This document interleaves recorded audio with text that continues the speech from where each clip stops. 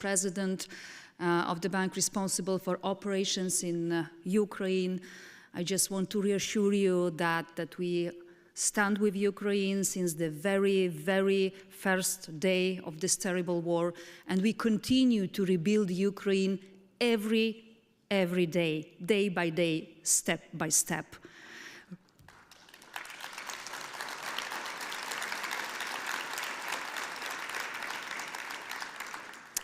Ladies and gentlemen, Russia's brutal war deliberately targets people, civilian and critical infrastructure, and as we gather here today, the geopolitical landscape becomes even more complex and the role of Europe is of key importance. The war in Ukraine has not only reshaped the dynamics of Eastern Europe, but also has had far-reaching implications for global stability and security. This is why the EU's role in supporting Ukraine's reconstruction is becoming more important day by day. European Investment Bank, as the Bank of the European Union, is a key player in unfolding the resilience of Ukraine's economy, and it will become an even more important anchor investor as Ukraine progresses on its path to EU accession. Since the offset of the conflict in 2022, the EIB has mobilized more than 2 billion euros to address Ukraine's most urgent needs, and this funding has been instrumental in supporting essential sectors such as water management, transport, and energy security, of course. In short term, our support means an emergency relief for people impacted by the war. Last year only, this has led to some very tangible results for Ukrainian citizens. Let me give just a few examples. 5 new schools opened offering safer, modernized classrooms and facilities. 9,000 people in Bucha now have clean drinking water. A new infectious disease hospital is threatening children in need. New business and trams designed for accessibility are improving public transport in 6 Ukrainian cities. Kyiv is replacing Russian-made metro coaches. Lviv is transforming a landfill into a green public space, improving the environment. And last but not least, as Ukraine's energy infrastructure came under attack, we launched 600 million euros Ukraine Energy Rescue Plan, keeping homes warm and lights on through the winter and sheltering infrastructure from drones and debris. Moreover, the EIB's support for Ukraine is not just about addressing immediate needs. It's also about laying the foundation for long-term recovery and growth. And let me share with you 2 very positive messages of today. Just today we signed a guarantee agreement worth over 2 billion euros with the European Commission, which we allocate to the investment priorities as recently confirmed by the updated rapid damage and need assessment, namely energy, connectivity and social infrastructure. The financing will be used to rebuild critical infrastructure, enhance energy supplies, but also to support small and medium-sized businesses, ensuring a resilient Ukraine. Ladies and gentlemen, but the financing is not the only thing Ukraine needs today. We know that to accelerate the deployment of our investments, we need also stepping up our advisory work with the government through the JASPERS program. So the second message is that just today we signed guarantee agreement on JASPERS program with European Commission to dedicate additionally 20 million euros for technical assistance for Ukrainian authorities for preparation of projects in order to be sure that rebuilding Ukraine and reconstructing Ukraine, we are transforming country's infrastructure and economy to meet EU standards. Ladies and gentlemen, without further ado, let me reassure you that European Investment Bank stands with Ukraine, that we are working very closely with Ukrainian authorities and at the central level, namely with the government, but also we have our boots on the ground. We are working closely also with local municipalities to ensure that our financing targets the most urgent, the most important needs on Ukrainians people. So with this, let me just leave you with the panelists, the great panelists, and I'm looking forward for the inspiring discussion and looking forward for partnering with public and private institutions in supporting investments in Ukraine. Thank you.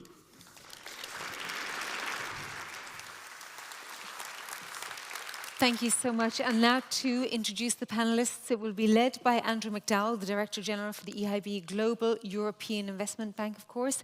And then the panelists for Andrew are Gert Jan Koopman, Director-General for DG ENEST, European Commission. Lenna Koszarny, Chief Executive Officer and Founding Partner for Horizon Capital. Rémy Rioux, Chief Executive Officer for the French Development Agency. Oleskii Sobolev, First Deputy Minister of the Economy for Ukraine. Ihor Terekhov, the Mayor of Kharkiv. And Simon Mordu, the Deputy Secretary-General for the European External Action Service. Welcome to you all.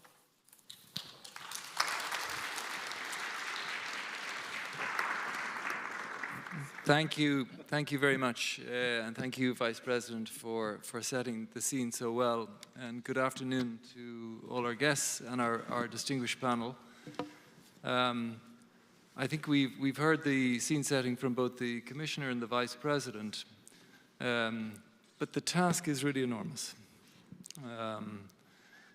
The damage that's been done to Ukraine by the war instigated by Russia and the cost of financing the reconstruction of Ukraine, we know will run into hundreds of billions. And that's the financial challenge. But beyond the financial challenge, we know there's a huge public administration, technical, and economic challenge. And our panel today is here to discuss how partnerships between Ukraine and its friends and allies and supporters in Europe and beyond can help address those challenges. I, for one, have no doubt we can address these challenges, as monumental as they are. Witnessing what's gone on in Ukraine in the last few years, we're reminded of the profound power of human action, bravery, courage, and resilience in Ukraine. So I'm sure most of you will join me in being highly confident that together, through partnership, we can overcome these challenges. But let's get into the details. And to discuss those details, we have a fantastic panel. On my left, first, we have Gert Jan Koopman. Indeed, in the previous discussion, we've been talking about the Ukraine facility. Gert Jan is obviously one of the architects of the Ukraine facility. And I look forward to Gert Jan's remarks on its role in driving this reconstruction. Next, we have Lenna Koszarny, Chief Executive Officer and Founding Partner of Horizon Capital, who can bring a private sector perspective on how to unlock investment and growth and recovery in the Ukrainian economy. Rémy, thank you for joining us. Rémy Rioux, Chief Executive Officer of Agence, française de dévelopment, very active in Ukraine, and look forward to his perspectives on the role of public financing institutions and Team Europe in the context of financing recovery. Oleskii Sobolev, thank you for joining us. First Deputy Minister of Economy of Ukraine, and can give a perspective, obviously, from Ukraine itself on the macroeconomic situation and the priorities in terms of what's going to drive recovery and reconstruction. Ihor Terekhov is Mayor of Kharkiv. Ihor, thank you for the long journey from Kharkiv, which is not easy to get from these at the present time. So, and obviously a city on the front line that has a bigger reconstruction challenge than most others, even in Ukraine. We look forward to your perspectives. And Simon, Thank you for joining us. And I look forward to a kind of geopolitical perspective on the reconstruction challenges in the context of the fast changes we've seen in geopolitics in recent weeks. Let me start with Oleskii. Oleskii, we know that one of the areas that's been the biggest focus for international financial institutions, including EIB, since the full-scale invasion of Russia has been the energy sector, given the damage that's been caused by the Russian attacks on the energy sector. But beyond energy, what other sectors do you see as being the key sectors for driving recovery in Ukraine and supporting reconstruction? Thank you for this question.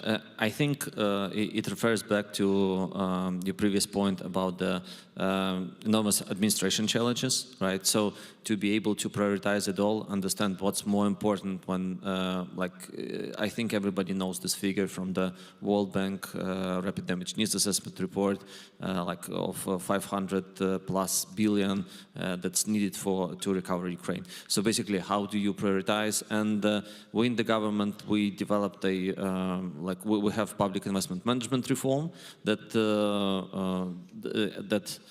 allows to produce single project pipeline of the kind of public projects that are of higher importance for Ukrainian government. And there are several items here. In the social sphere, number one priority, I would say, is housing, but also education and healthcare and shelters. So then there's the second layer is the infrastructure. So it's where energy is, transport and water management. And the next is humanitarian demining and also kind of development of critical minerals. That's maybe for the public side of it, but also there's a private side of it, like what ignites growth. So we see a lot of investment right now in energy sector, in renewables, and we think Ukraine could be a long-term, big European partner in exactly this green transition, in renewables transition. And damage to the system that the Russia does to us now, but then it also allows us to progress more rapidly towards the more distributed and less carbon-intensive sources of energy.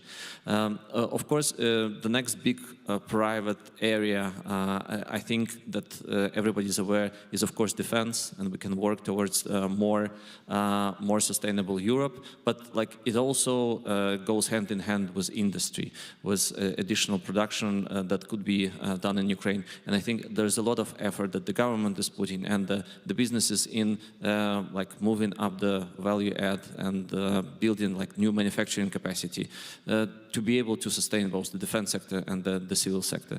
Maybe here also need to mention as well the critical minerals, of course, world famous now in Ukraine. But it is true. So Ukraine is very, very rich subsoil resources, both in the critical minerals, but also on the energy side. So not for the renewables, but for conventional gas. That I think, referring to the previous conversation here, Europe says that it has higher costs of energy. So Ukraine could not cover that, but could help definitely to decrease this dependence. Of course, agriculture is very well known, and I would also mention IT sector, that also very well known in Ukraine, and a lot of the business activity is going there. But the economy is growing. Last year we grew 3.5%. This year we expect, in the models, what we model in the Ministry of Economy, if the war continues for the whole year, there will be probably 2.7% GDP growth. So there is this growth happening. Of course, if there is a peacetime in the middle of the year, then the models are much more optimistic. And what we see, the construction sector is booming. So to be able to do housing, housing, social, education, healthcare, of course you need a lot of construction. So that what drives GDP growth, and of course defense sector. So a lot of it, and I know that many companies understand how innovative Ukrainians are in this sector, and I think a lot of GDP growth, like economic growth, going to come out of this sector as well. Thank you. Thanks, Alexei. Gert Jan, I introduced you as one of the architects of the Ukraine facility, so clearly you're going to have views about how it should best be used. And in particular, obviously, Pillar 2 of the Ukraine facility, which is designed to support the investments needed for recovery and reconstruction. But in particular, how do you see, what gaps do you see for the accession process for Ukraine? How to align the investment plans and the reconstruction with the needs of Ukraine as part of the accession process? Thank you very much for that question. Good afternoon to all of you. Well, if I take a step back, I'm very glad you put this question to me, because it would be a mistake and underestimating the potential growth boost of the Ukraine facility to look at it in isolation from the accession process. You know, Ukraine is a vast country with a big market, but obviously if you think of Ukraine as a constituent entity, a part of the European Union and with access to the European Union market, then it's a totally different story. And I think that's the way to look at it. So what we are now contemplating and what we put on the table last week in Kiev on the anniversary, third anniversary of the Russian war of aggression, full-scale war of aggression against Ukraine, is two initiatives that go hand in hand with using the Ukraine facility. One is to fully integrate Ukraine in the EU's energy market by April 2027. And when I say fully integrate, I mean fully integrate, physically, regulatory, and in terms of capacity. Secondly, for about 80% of the industrial goods, we now have a plan which would allow Ukraine to be fully part of the internal market by the summer of next year. Why is that important? Well, because obviously the type of investments that need to take place and that we can facilitate with your help, the help of my two neighbors actually, three neighbors I should say, in Ukraine, has to be thought in a different light. If actually you could be investing in industrial capacity, not just serving Ukraine, but serving the EU. And if you go back to the history of accession, and you go back to 2004, what you have seen in that period was fast growth, 8 to 10% GDP growth per year in the countries of Central and East Europe, on the back of exploiting the benefits of the European internal market. So the European car industry, to name one example, completely changed the geographical landscape of its supply chains and set up shop in these countries, facilitated with EU money.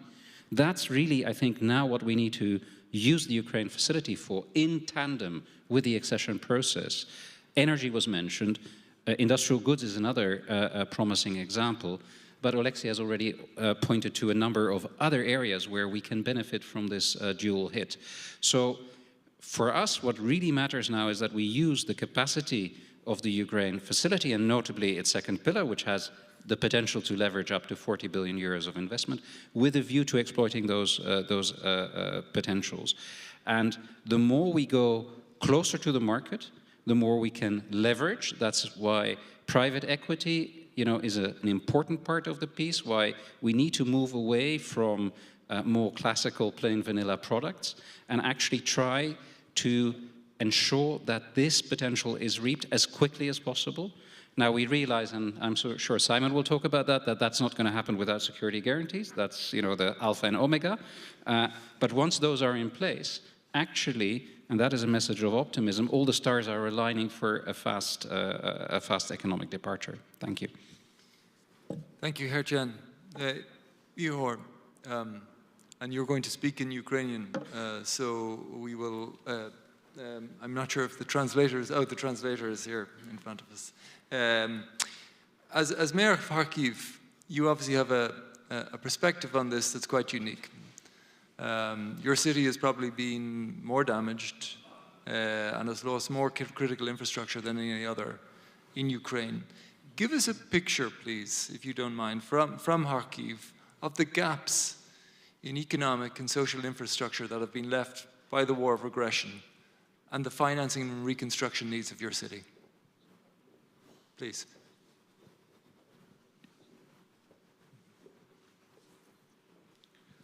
Доброго дня.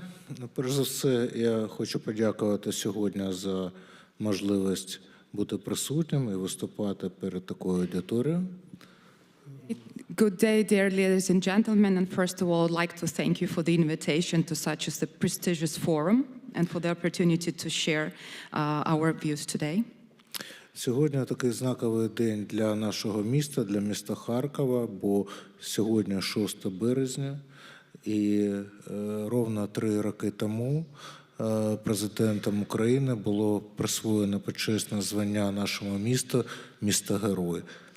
Today is the significant day of for our city, because 3 years ago, on the March 6, 2022, the president of Ukraine gave to Kharkiv, and Kharkiv received the honorary title of the hero city.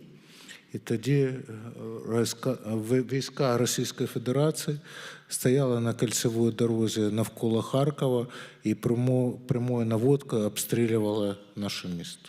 At that time, the Russian troops were standing on the Circle Road just near Kharkiv and striking directly to the city from all means of weapons.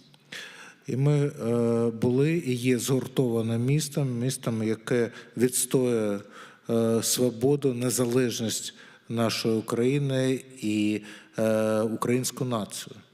And we were and we are the united nation that are fighting for the freedom and independence of our country and for all the Ukrainian nation.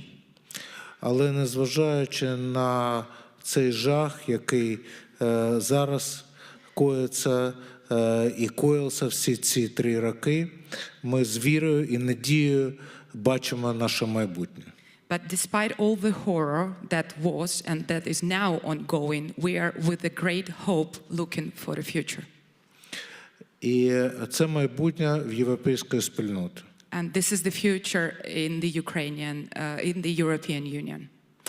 Так, ті руйнації, які зазнав Харків, немає жодне велике місто в Україні. The destructions that Kharkiv suffered from, no one from Ukrainian cities has today. Але починаючи з 22-го року, ми почали створювати генеральний план розвитку міста Харкова разом з фундацією лорда Нормана Фостера. Starting from the 2023, we have started the active work with the Norman Foster Foundation on the development of the master plan, of the new master plan for Kharkiv recovery. І тоді лорд Норман Фостер сказав мені, що генеральний план розвитку Лондона створювався тоді, коли Лондон перебував під нещадними бомбардуваннями з літаків під час Другої світової війни. And at that time, Norman Foster told me, it's the time to start, because during the World War II, London was under the great bombardments. At that time, the master plan for London started to be developed too.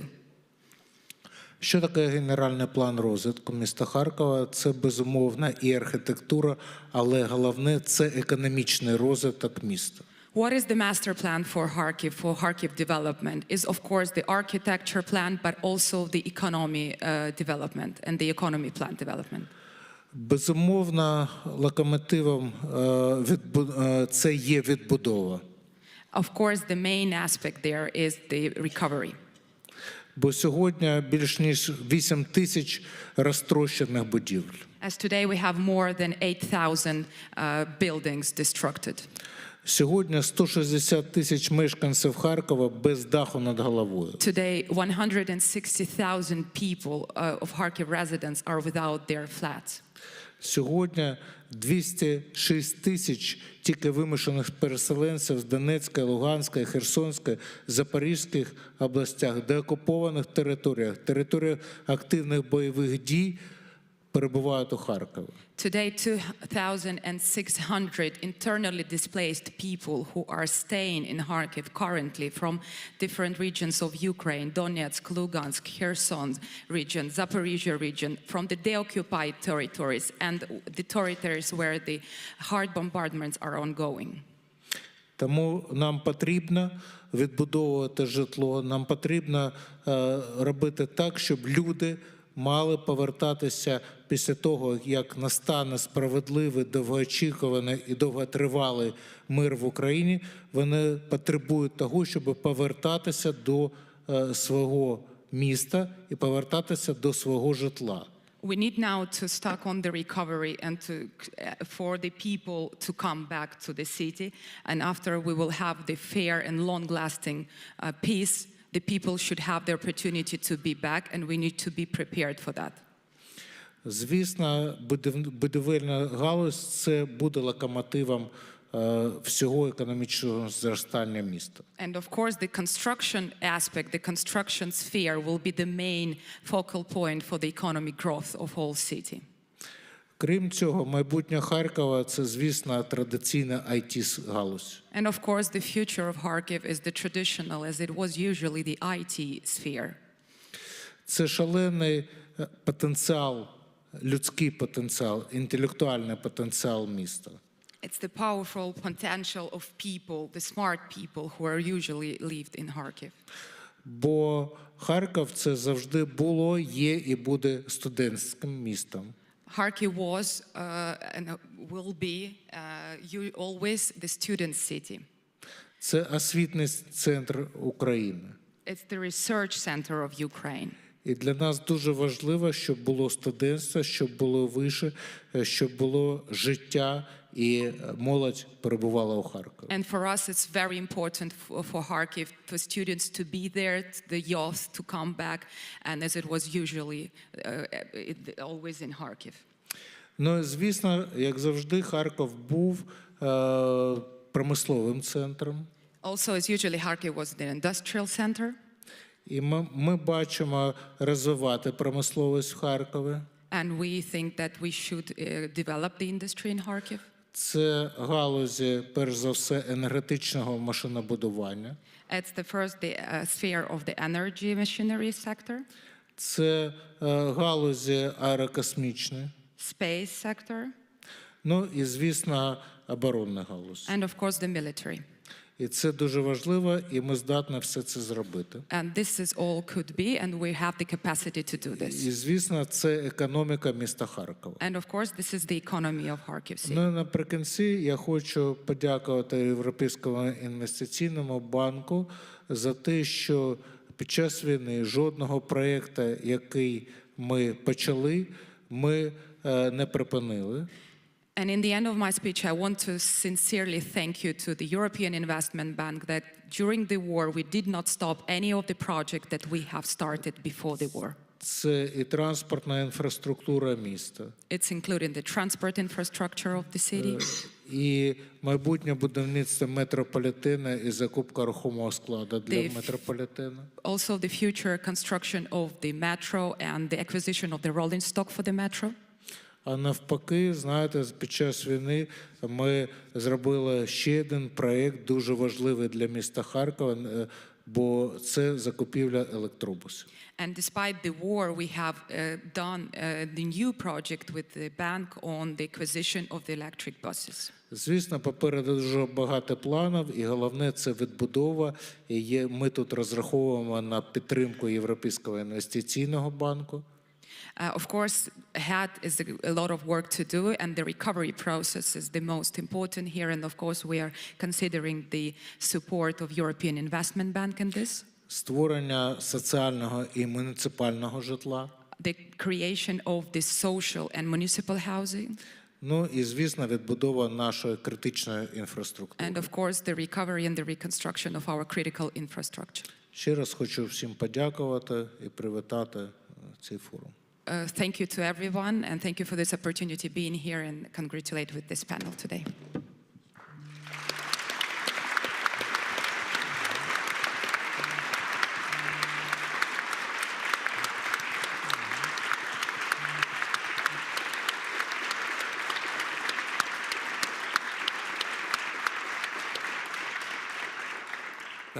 Thank you, Ihor. Rémy, we've heard from Ihor and from Oleskii on the scale of the needs and also the opportunities in terms of the critical sectors for both Ukrainian recovery, but sectors that can also support European competitiveness and strategic autonomy. We've heard from Gert Jan on the framework that's been put in place to support that. How do you see the role of public development banks in, and national development finance institutions, such as AFD, in making this happen? And are we working well enough together as a system? First, thanks a lot, Andrew, and to EIB and EIB Global for the invitation. Of course, it's a great honor, and I want to express my full support to Oleskii, Mr. Mayor, Lenna, all Ukrainian colleagues in the room. So on behalf of a member state, the Commission is here, but many of us are, of course, mobilizing to support Ukraine in times of war raging. So and I heard President Calvino reminding all of us that defense and investment, defense and development, we heard the figures, always go together. And it's extremely important to have both capacities at the same time to accompany the crisis ongoing. The public development banks, they know it by heart. Just reminding you that my own institution was born December the 2nd, 1941. It was born in London, founded by General de Gaulle. It was the bank of Free France to finance that side of French resistance during World War II. The World Bank itself, I mean, was born in 1944, before the end of the war. You remember at that time we invented the notion of callable capital for an obvious reason. We had no capital. we were bankrupt. So just to say that it's not because war is ongoing that we cannot innovate like Gert Jan was pushing us. We cannot find solutions to invest at the same time as we are fighting. And of course, do it in the most collective and cooperative way. And here, of course, I want to express how, yes, Ukraine is probably an accelerator in building up this Team Europe. I mean, this powerful, highly collective, well, seamless, or let's say nearly seamless capacity of all agencies, public financial institutions in Europe on this very urgent, strategic, specific priority that is Europe. AFD Group wants to play its role. I'm very modest about it because I heard your figures, Andrew, and we are the new kid on this block, or no, on this, no, meaning Ukraine. I mean, but our strategy is really to try to provide and complement what's missing, or where we feel there's an importance to add capacities. Just in a nutshell, we all entities within the AFD group now are mobilized in Ukraine. We started with capacity building with our subsidiary called Expertise France on justice first, administrative reform, and now we just discussed it, something about state-owned enterprise governance reform, which is so important, including in your ministry, Oleskii, accompanying, Ambroise is here, he knows the shareholding agency. I mean, I think you call it the State Property Fund, to guide and to be the shareholder of key strategic, critical state-owned enterprise in Ukraine. Our other subsidiary, Proparco, I think invested twice in Horizon Capital, and we want to deploy our own guarantees for Ukrainian SMEs, but also with the European DFIs, we for your consideration, we proposed to the fund, to the Ukrainian fund, a program very collective for all DFIs of 450 million euro to push for more private sector, more private investment.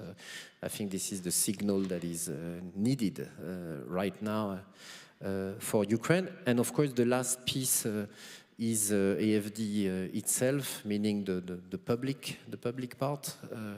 And on this, so we made urgent loans at the very beginning of the crisis in 2022 for 400 million. And now our mandate is to go at municipal level for now only. So hopefully in Kharkiv, Mr. Mayor, willing to take direct risk on municipalities for key basic services. But also we submitted another proposal to the fund to go maybe with the biggest cities, but also through Ukraine-Bank, a scheme that would help reach smaller municipalities all over the country. So that's, I hope, a contribution that would complement what bigger players are doing, and maybe, and I close on this, expressing what Team Europe is about, which is really these three pillars we are building. So I mentioned the European DFIs, which is the oldest, so devoted to invest in private firms, and somehow EBRD, 75% of what EBRD is doing is private sector, so this is our multilateral. There's another coalition called JEFIC with a co-financing agreement, very advanced on the public side. So it's KfW, Cassa Depositi e Prestiti, AECID in Spain, BGK in Poland, and AFD for France. And of course, we are working very ambitiously with EIB Global for infrastructure, for key components. And the last pillar is called the Practitioners Network. So it's the gathering of, I mean, all the member states, they have at least a technical, an implementing agency that is not a financial institution, but that can have a contribution in capacity building. And so they are gathered now. And so Team Europe, we could add to it the export credit agencies that are progressively also structuring.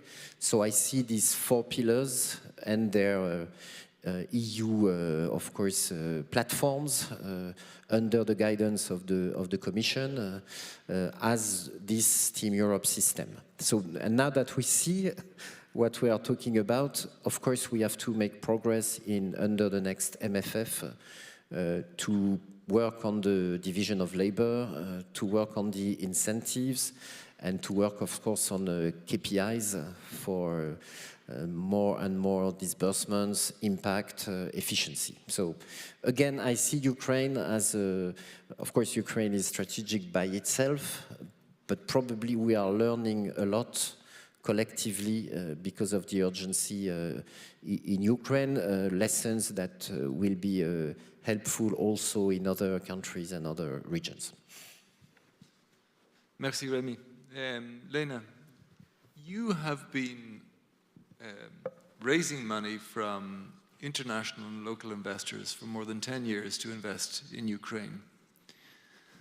So since the first war, in the Donbass, right through the full-scale invasion, you're still investing.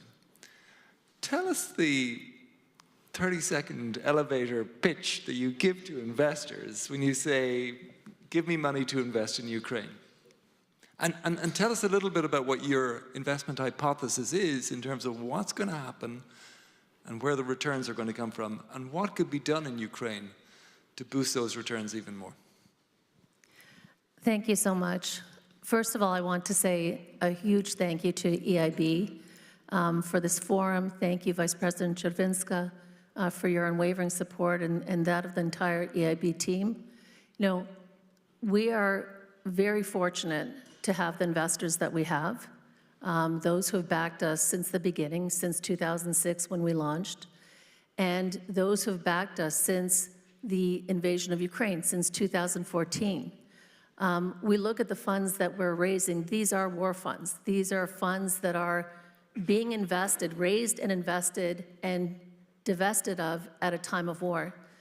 And our latest fund, a fund that we started raising in 2021, but most critically, we had our first closing in September 2022 and wrapped up at 100 million more than our total. We expected 250, we raised 350, and that's thanks to investors like EIB, thanks to investors like EBRD, NIFC, and Proparco, DG, FMO, JICA, CFEM, Svedfund, FinFund, IFU, private investors, you know, Aberdeen, LGT, all who came together and said, we need to make sure that Ukrainians have the resources to help themselves. And they recognize that in Horizon Capital, we're on the ground. We're not flying in, flying out. We have 40 people on the ground in the country. We are doing growth equity. We are investing alongside visionary founders. And we consider their entire companies to be part of our family. So today we have a 31,400 member family in Ukraine. We go through every up and down together with our founders. We're often the only financial investor alongside them.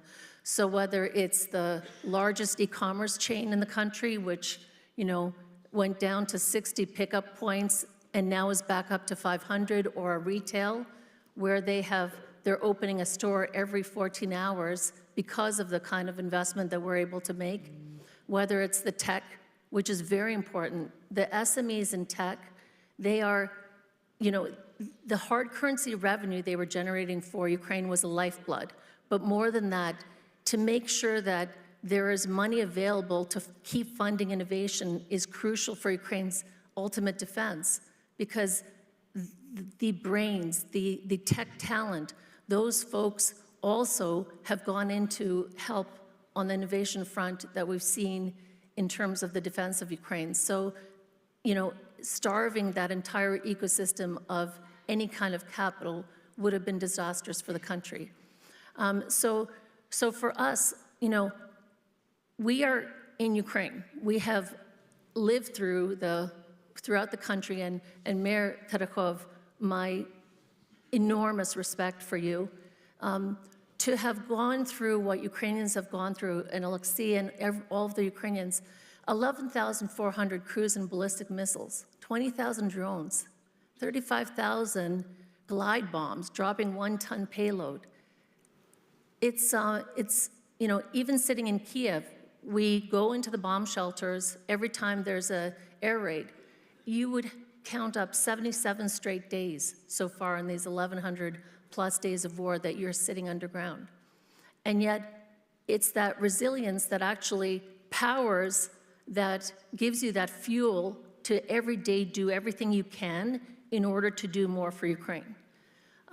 For us on the ground, we are proud to have raised the largest fund. We've deployed a third of it. Another third will be deployed probably by the URC in the next 6 to 9 months. All of us who are on the ground, we realize the importance of first equity. You know, we are so grateful. You can't even imagine how every time I hear about guarantees and risk mitigation and blended finance facilities, how important that is for all of us. And I'll give you a very concrete example. The Xavier Niel transaction, the French telecom transaction, which is one of the highlights in terms of investments. That was possible because of Ukraine Investment Facility. That was possible because we were able to partner with Xavier Niel. That was possible because we came to him with a vision in December 2021. We owned the #1 broadband cable company. We were able to buy the #1 pay TV with EBRD financing. And then we had set our sights on the mobile operator. Of course, this is December 2021. Xavier was excited about the vision, wanting to explore, happy and condition that we had to stay as a 10% partner, which we were happy to do. And then, of course, the full-fledged invasion started. But they stayed engaged. They helped us. They introduced us to every single one of their CEOs. You know, they're present in 20 markets, 100 million subscribers. They actively assisted us and then re-engaged. And we're delighted now that Xavier Niel has entered the country, has invested equity. Thanks to EBRD, IFC, the Ukraine Investment Facility, the EU Commission, France, we're able to get that debt of EBRD and IFC's guaranteed, which enabled them to proceed. Now that's a $750 million with acquisition price transaction, but on top of that, it's another $750 million in guaranteed CapEx. CapEx to increase connectivity, 4 million households, 10 million subscribers, and it's essential. It just shows how, with one deal, all the elements that are in place, that first equity, being on the ground, the reliable partners, the facilities put in place, how all of those elements are important. Now, what can we do to accelerate? We need to do more of that. We need more, and I say that as a call to action to all of my fellow colleagues, all of the funds on the ground, all the financial intermediaries, that especially those on the ground, we have to stretch more. We have to go beyond our current products. We have to look at how we can catalyze additional FDI into the country, how we can be the first equity alongside Ukrainian companies, Ukrainian project sponsors, to help them attract additional catalytic equity and debt. Because when we look at it, ultimately, our ability to stay in this telecom transaction, and it's not a large amount, it's a 25 million commitment on our side, but that was necessary in order to help accelerate the entry of NJJ and Xavier Niel. One thing that I don't fault companies and funds outside of Ukraine who've never done business with Ukraine I don't fault them for not rushing in, because everyone has their market entry strategies. Sometimes they take 3 to 5 years to learn about a country, to understand the rules of the game, the political will, the rule of law, everything. And what we're asking folks to do is to accelerate, to move faster. We have to help them move faster. And the only way that I see is if you have those quality first equity providers like Horizon who can be their partners, help them enter faster, provide them the comfort because we know the market, and that's a way to accelerate that kind of investment. But that's only possible with the backing of the DFIs, and we're delighted to see that commitment. It's incredible what all of the DFIs have done, backed by EU Commission, backed by guarantees, because that's important. They have to have those guarantees, and what we need to do is just multiply those transactions like we've seen with the telecom deal. By our estimates, every 100 million that is invested in first equity catalyzes up to 10x. So 100 million can catalyze $1 billion. With the 1.6 billion that we have assets under management, we've seen it across the board that it's at least 10 times catalytic effect. We've managed to bring $3 billion to Ukraine and Moldova. Moldova is also an important country for us. We're the largest private investor in Moldova. And, we see it across the board. That equity attracts much more equity and debt, but it's important that it be quality. It be quality equity. Thank you. Thank you, Lenna. I think a great testimony.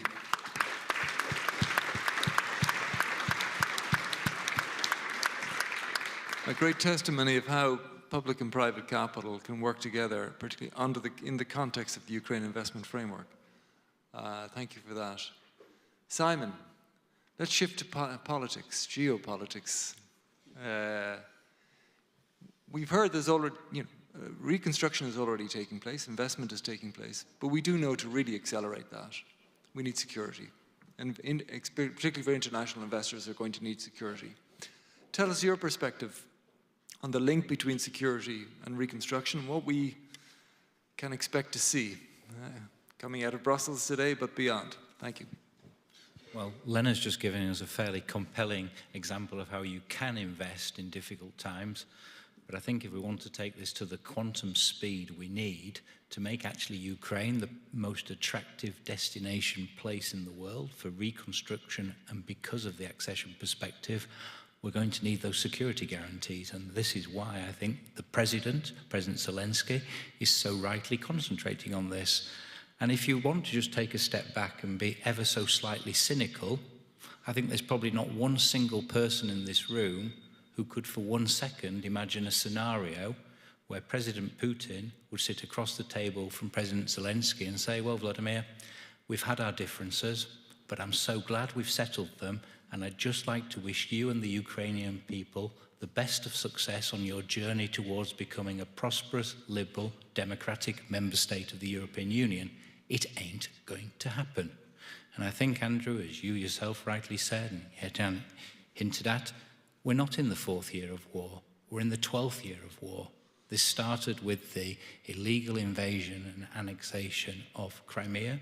It continued a few months later with the illegal invasion and annexation of large parts of the Donbass, and then with the full-scale invasion in February 2022. I think we heard from Mayor Terekhov, from Ihor, the testimony of what this means on a daily basis on the front line in Donetsk. But if we look further away, look at Odessa. Last night, there was the 5th strike in 2 weeks on some of the critical energy infrastructure. There was over 110 ballistic missiles and drones fired last night.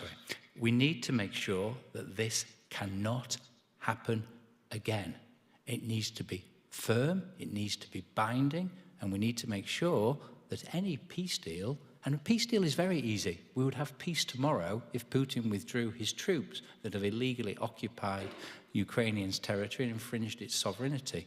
We need to make sure that any peace agreement is just and sustainable and can also restore confidence and trust in some of the core principles of the UN Charter. And this is where the security guarantees come in. If we have those security guarantees, I think what it does do, it takes us into a quantum light speed for the reconstruction of Ukraine, and single-handedly will make Ukraine the most important investment destination in the world. Thank you, Simon.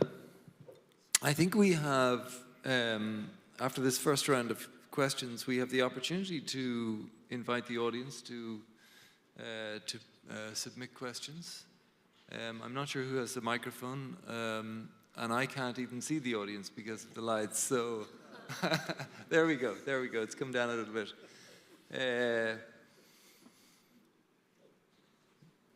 Maybe reflect on it. If there is questions, we can get you a microphone, but let's continue the discussion. And Oleskii, lots of European private sector here in the audience. What would your message be to European companies now, listening to the message of Lenna and saying, okay, is now the time to take that step and invest in Ukraine? What message do you have to the European private sector? I think that during the last couple of years, you've seen that Ukraine did a lot of steps that can install this confidence. So you should not take my word for it, you can see at the action, and I can just list some of them. So for example, we have a Ukraine facility, right? a great mechanism, so the funding is available, but it's not just the funding for the companies, it's also the reforms that tie to the funding, right? During the last 12 months, we implemented all the indicators in Ukraine facility, like to the letter that was drafted like before. That has never happened because like it is really hard to actually promise anything during the wartime, right, and implement reforms. But we actually did it. So Ukraine is going to be in EU. I think there's no discussion about that anymore. Like it's the question of when. And on our side, as the government of Ukraine, we're trying to do all necessary. Basically, which like one important aspect that like the rule of law will be sufficient enough for us to get into EU, because this is the will of Ukrainian people. Like people die for this, right? So like eventually, and this is going to happen. Like what we aim, that is going to happen during the term of this commission, which is like quite fast. On the business investment standards. And then we have this like huge transactions like Xavier deal transaction, and then the one that we announced during Davos of like 450 million wind farm that's done with the Ukrainian private sector and Danish DFI support. So like it's not you're taking the word for it. No, like the huge transactions are happening right now, and a lot of smaller ones, and the companies are still investing. So even now, when the war isn't going and the rockets are flying, and but also not all the parts of Ukraine are kind of being damaged. There's 60% of communities in Ukraine that have not been shelled once. So like you need to come to Ukraine. Just because of the fact that Ukraine is going to be in EU, there's going to be peace. Like, okay, when, right? But there's going to be peace. There's going to be huge investment opportunity and recovery opportunity. And there's a huge need in Europe for what Ukraine has, like both security, energy, and innovation, right? So all these factors and the fact that, we have some homework done, they kind of tell us that, yeah, it's better to start now. It's not going to happen overnight if you decide to invest today, right? So you need to come to Ukraine, find partner. We're going to help you to do that as the ministry. We're tasked doing that. And but then, yeah, start doing business with Ukrainian partners, and then co-invest, do joint ventures, and then make profit and do good cause. So the last bit probably is sometimes people forget, or they don't know, which is fine, that this might be the end of the 400-year cycle where Ukraine actually wants to be independent from Russia, and we're actually succeeding as a country, like really. And sometimes when people discuss, security guarantees for this and that, so this is a 40 million people nation that our neighbors try to wipe out from the existence, like for 400 years, and like it feels like this is the moment where they get the teeth kicked, and they understand, okay, like fine, so we give up, Ukraine's going to be independent. So I think it's not just like the business, but I think business could take part in doing something which is one of the 400-year opportunity. Thank you. Thank you, Oleskii. So get in at the beginning.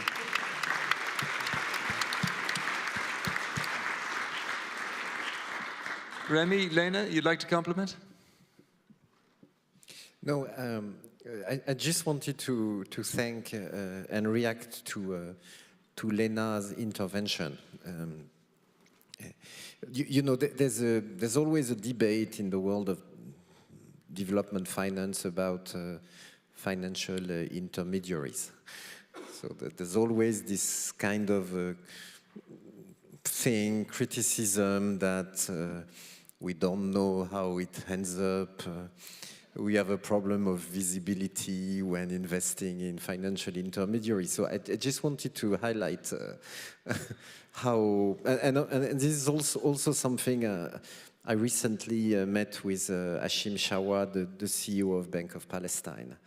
AFD is also a Proparco invested in. So just to share with you how human, how crucial, how exemplary and important. Investing in a financial intermediary is important. Sometimes it's just something that keeps vital services ongoing, and that is so important for sovereignty in itself. And of course, we need to have persons like Lenna or Achim or others just to explain what we are talking about through these investments. So really, I wanted to thank you, and through you, of course, thank all colleagues that have boots on the ground in Ukraine.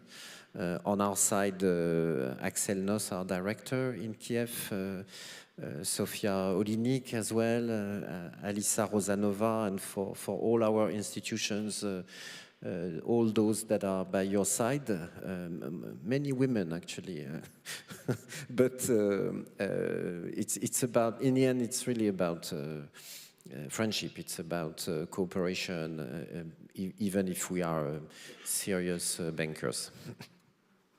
Thank you. I hope, Lenna, please. Thank you so much. I just wanted to thank you, Rémy. Thank you so much. It was so wonderful when we had that conversation, Ukraine House Davos, and all of that great work that you do. But I want to build on something that Deputy Minister of Economy Sobolev mentioned, and you know, often we talk, and obviously these are very difficult times, and what Mayor Terekhov, what myself, what we've mentioned, these are very, very challenging circumstances, but often we don't talk about the green shoots. We don't talk about what is absolutely astounding, where Ukraine is with the support of its allies, but where it is today. I mean, you know, the economy was at 200 billion nominal GDP, fell to 134 in 2022, and is back up to 200. You have exports at 41 billion. You have 46 billion of liquid assets. You have this strong defense and security sector that didn't exist a few years ago. You have this coalition that has come together in support. You have a country that, you know, I'm Canadian, and we look at this country from a natural resources and critical minerals perspective can be a 26 trillion economy from that part alone. You see all of the good work that EBRD, I see others have done, EIB, on the policy front, on the state-owned enterprise corporate governance. You know, I've been in Ukraine for 31 years. When you realize that, for example, Ukrnafta never made a profit, the government nationalizes it, and and of course, all the corporate governance reform, the independent boards, and in the last 18 months, 1.5 billion in revenue and 700 million in profits. And this is a wealthy country. This is a country with incredible assets and human capital. And this Ukraine is a prize. It is an asset to be part of the EU. This is going to bring so much more. It's so exciting to even think about that. And I think those who, you know, the green shoots, you know, 95% of businesses are operational. And looking, you know, as a woman, I love the fact that 2/3 of every new job is a job that a woman is taking. 61% of new businesses, SMEs, and new businesses are being started by women. There's a transformation happening throughout the entire society, a digitalization, a rise of the new generation, a breaking of boundaries that is only possible when you have this kind of apocalyptic scenario that Ukrainians managed to transform into making the most of absolutely everything. So, I mean, I'm optimistic. I'm very optimistic. I think what's coming through in the last few interventions is really interesting because following on from what Simon has said, of course, it's the case that quantum leap in recovery and growth comes from security and security guarantees, but it's also circular. It's the other way around as well, is that Ukraine's economic resilience is boosting its security and is boosting its position in its ability to withstand the invasion and drive for the best outcome in this disaster in the last few years. That it's a circular relationship, and that's a really powerful insight for us all in not waiting, not sitting there and saying we wait until everything is settled and all the guarantees are in place and then we can decide and we can calculate the risk. That we drive that process now, and it is being driven by people like you, Gert Jan. Yeah, no, I want to leapfrog from that. I actually think what colleagues are saying on the panel is that all the ingredients are there, and you know this misery, as was the case in Europe in the Second World War, has triggered incredible innovation in terms of societal change, in terms of economic change, in terms of it's transformational for the country. So if you combine that with unwavering support from the EU and a large number of international partners in a context that is now even more complicated, let us be honest, than it's been in a long time. But actually we're not moving, right? We are doubling down on our support. That's what the meeting in Brussels is all about. So you add all of this up, and actually what you then see is a huge potential. When I look at Ukraine, I look at Poland, and I think Ukraine is going to be like Poland is now in 10 years' time. I mean, this is a realistic prospect. And, that is transformational. Now, what us technicians can bring to this is also a bit of innovation. And I like what Rémy said about this, because basically we also need to work differently. I don't think the type of conversations we have, the type of interaction you have, Andrew, with your colleagues in the EBRD and the World Bank, I mean, all of this is new and it's positive. So, I think if we look at this perspective and you're a private investor and you ask the question, when should I invest in Ukraine? The answer is now. And again, I'm blinded, so do alert me if there's any hands raised in the audience. We still have a few minutes. Oh, we only have 4 minutes. Okay, well, in that, thank you, Christelle. In that context, maybe a word from Simon, and I'd like to give the last word to the Mayor of Kharkiv. Maybe just to pick up on what Lenna and Gert Jan have also been saying, we see this even in the defense field. We are currently learning from Ukraine.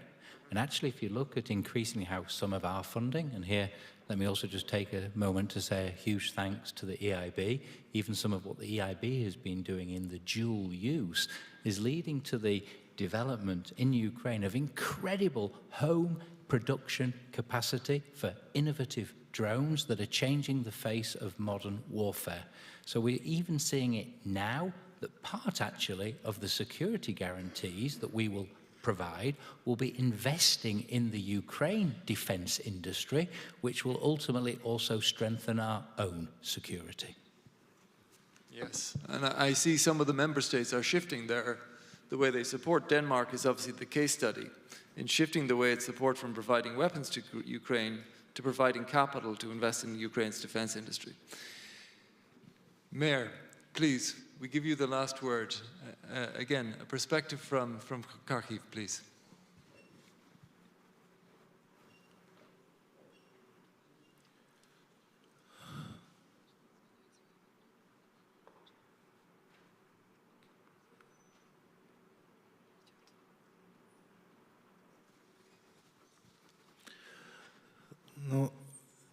Дійсно хочу сказати, що дуже така цікава дискусія, яка зараз йде на цій панелі. Я дуже вдячний всім учасникам, хто приймає в цьому участь. First of all, I want to say thank you for this super interesting panel that we have in this discussion, and thanks to all the panelists today. Дійсно, сьогодні дуже важливо, щоб ми мали безпекові гарантії. Today, very important to have the security guarantees. І я хочу сказати, що дійсно йде війна, і жорстока війна, і постійні обстріли, під якими моє місто перебуває. Of course, today we have this brutal war is ongoing and the constant shelling under which my city is every day today.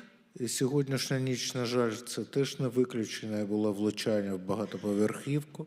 And today's night is not also the exception because we have the hit and strike to the multi-storage residential house. Але незважаючи на все, ми повинні мріяти, але головне діяти заради нашого майбутнього. But despite of all that, we need to dream, and the most important, to act for our fruitful future. І сьогодні ми повинні бути готовими до миру. And today we need to be prepared for the peace. Що це означає? What that mean? Що нам потрібно зробити все, щоб мати довіру з боку інвесторів. We need to do everything to have the trust from the investors. І як сказав мій сусід щодо квантової швидкості розвитку, нам потрібно бути готовими до цього. And how my panelist, one of the panelists said here that we need those quantum speed in the recovery process, and we need to be prepared for that. Це з одного боку законодавча база. From one side is the legislation. А з іншого боку, це все, що ми можемо зробити на рівні міської влади. And from the other side is everything what we can do from the city council side. І такі можливості, безумовно, у нас є. And such possibilities we have, absolutely. І ми будемо використовувати ці можливості. And we will use this capacity and possibilities. Як приклад, я хочу вам сказати, що сьогодні ми боремось за кожне підприємство і підприємство, щоб вони залишалися у Харкові. As an example, I can say we are fighting today every day for each of the enterprise to stay in Kharkiv. Ми на місцевому рівні скасували всі місцеві податки. On the local level, we cancelled all the local taxes that we can for Для того, щоб підприємство залишалося у Харкові. For the enterprise to stay in Kharkiv. Щоб вони створювали робочі місця. For them to create new jobs. Щоб вони забезпечували заробітну платню людям. For them to ensure the salaries for the people. І також ми будемо боротися за кожного інвестора. And the same we will be fighting for each investor. Крім цього, я хочу сказати, що буде шалена конкуренція між містами. Despite that, of course, I want also to say that there will be great competitiveness Бо among кожне Ukrainian місто cities. буде розвиватися і хоче розвиватися. Because each city in Ukraine wants to be developed and will be developing. І то місто буде переможцем, яке надасть якнайпривабливіші умови для розвитку бізнесу і для залучення інвестицій. And the winner among the Ukrainian cities will be the city who will give these comfortable conditions for the investors and will attract the good conditions for them. І для нас дуже важливо, щоб інвестори заходили. Для нас дуже важливо, щоб зараз вже йшла ця робота, не чекаючи, коли настане мир. And for us, tremendously important to investors to come already now, not to wait till the peace will be in Ukraine. І тому дуже важливо проводити такі форуми, дуже важливо, щоб нас бачили, нас слухали. І, звісно, я дуже хочу, щоб після того, як настане мир, ми зробили квантову швидкість для відбудови наших міст. And of course, it's important to have such events so that that you can hear us, you can see our plans. And I'm very hoping that after they will have the peace, we will have this quantum speed for the recovery process in Ukraine and Kharkiv. Ну, звісно, наприкінці я хочу подякувати за підтримку всім нашим міжнародним партнерам, всім фінансовим інституціям, Європейському інвестиційному банку. Для нас це дуже важливо і життєво важливо. And in the end of my speech, I would like to thank to all the international partners for the support, to financial institutions for their support, and to the European Investment Bank. It's delightfully important for our city. І, звісно, я хочу подякувати Збройним силам України, завдяки яким сьогодні ми тримаємо оборону всього демократичного суспільства. And of course to say great thank you to all the military forces of Ukraine that are standing today for whole democracy of the whole Europe. Thank you, Mayor, and thank you to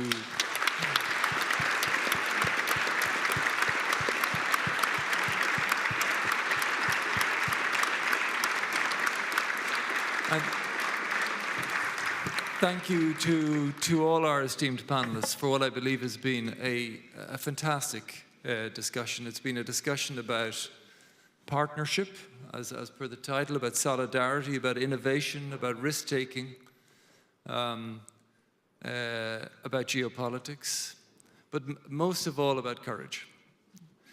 Most of all about courage, and about the indomitable human spirit and drive to overcome adversity. And for that, I'm very grateful to our Ukrainian colleagues. And I'd like just to ask the audience to thank all of our panelists in the usual fashion. Thank you very much.